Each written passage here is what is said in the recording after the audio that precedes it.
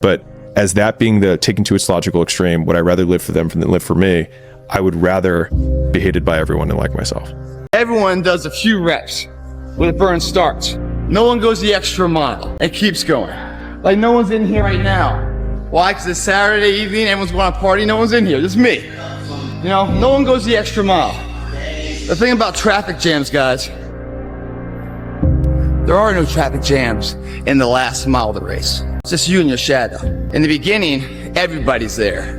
All the pretenders and the contenders, they're all there. But the last yard of life, the last mile of the journey, ain't nobody but you and your shadow. Traffic jams don't exist that far, because everyone else has already given up. That's what I like too, the mental concept. I'm going that far. I love the physical high of the burn being released. I love the mental high that I just improved myself. I love the mentality that I'm just beating my competitors silently where they don't even know it. They're out partying, I'm out here getting ahead. I'm not good enough, smart enough. I'm not talented enough to do that. Some people are. Some people can start at 1. Some people don't have to start at all. If you lack talent, you can't sit back and say, I'll start in half an hour. I can't do that. I gotta start now. I think it's really profound in terms of how quickly people move through life, in terms of achieving the goals that they set out. Because people are like, how is that guy so young and he's achieved X, Y, and Z? It's like, well, what takes you a month to make a decision, we make in an hour. And then the next hour, I make another decision that takes you your next month. And so like, that's how you can go 30 times or 100 times faster than the quote average person who's overweight, has $1,000 in their bank account, you know, and is going to die at 70. And after I get back from starting, I got to start again. And then when I get done with that run or that study session, if it wasn't good enough, I got to go back again. Because repetition is what taught me everything. So you can honestly outwork anything. Reminder that if you want to be exceptional, you're going to be different from everyone else. That's what makes you exceptional. You can't fit in and also be exceptional. Both have discomfort. When you fit in, you have internal conflict because you're not being 100% you.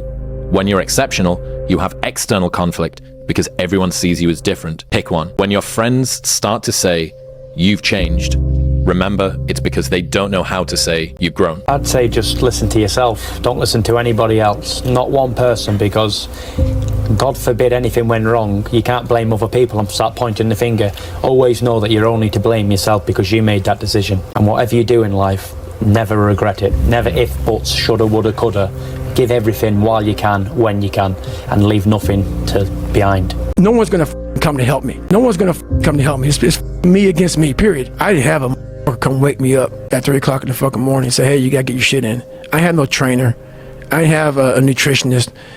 It was the self-discipline that I had to survive, to not survive, I was weak, to thrive. No one said, hey man, you're 297 pounds, man. I'm gonna help you out. I'm gonna help, hey man, you're not smart. I'm gonna help you out. I had to work at all this. I had to overcome, and it self-disciplines everything. And if you don't have it, I don't look at you right, because I know you're capable of more. It's not discipline so much for me. It's all on you. It's all on you. The self part is what's big. For the next 2 years, all I'm gonna do is get good grades. I didn't date. I didn't party, I didn't drink, I literally didn't leave my dorm room. I worked, I put my head down for 2 years and I just worked. So today, I decided to try to PR my long run. So the first half of the run, I'm feeling great. My mind is clear, nothing going on. Think about nothing but just my running pace, what I'm doing, my breathing, everything like that. Get to mile 15, I turn around and the demons start to creep in. That inevitable wall's creeping up on me. When you push so hard, something's about to give. And I started to give. My mind started to break down. I started feeling my legs starting to hurt. I started feeling dehydrated. Started feeling sorry for myself. Started looking around. No one knows I'm out here running. Why don't you go ahead and just stop? Call your girl, have her pick you up. And that's when I feel like a little. And this is when your mind has to change. You gotta start thinking, I'm the grittiest mother in the world. Your dehydration, your legs are all sore. You feel like you got shin splits and stress fractures. No, you don't. You got sore legs. Get out of your head and stay hard. I call it the Rocky cutscene, and almost every successful person that I have ever encountered has gone through not a month or a year, but many years of doing work without reward, where they have to do things that other people find boring, and they have to sacrifice things that everyone finds interesting, that most people want to do during that entire season of their life. And they basically sacrifice a season of other things that they would prefer to do stuff that they would not prefer to do because of the one thing they want most. And that's the Rocky cutscene. And instead of lasting 5 minutes, it just usually lasts 5 or 10 years. Never seen myself as particularly talented. Where I excel is I'm willing to die in the process of acquiring skill. There is no perfect time to start. You gotta start now with changing your life. We're all being tested in life. And guess what? This is one test you can't cheat on. We all have our own test. Some of us are obese. Some of us are depressed. Some of us are insecure. In the military, we had this big old rucksack on the back. Had batteries, water, extra gear. Your extra gear is just you're dealing with in life. And the only way to overcome it is for you and you alone to face it. You have to do your best work when you're the least motivated. So those days you don't want to do it, guess what you gotta do? You gotta suck it the up and do it. Like, I want to see what you do when you're tired. Let me see how you push yourself. Come on, man. Get up. Get up again tomorrow. Get up again tomorrow. Get up again tomorrow. The next day. Get up. Get up. Get up. Get up. Keep going. How long can you maintain a positive attitude? So what's the great divide of human beings? Who are you on those days you don't want to do things? It's easy to conquer when it's good weather. You got good sleep. Work's going good. The family's good. You feel great. Your body's not injured. Those are the easy days to conquer. But who are you on those fucking days when all hell's broke loose? Your body's up. You're sore. You're depressed.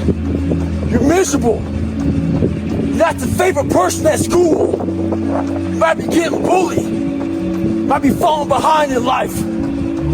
Who are you on those days when it's all up? That's the great divide. Those people who get up on those days when everything's up and still grind, that's the separator right there.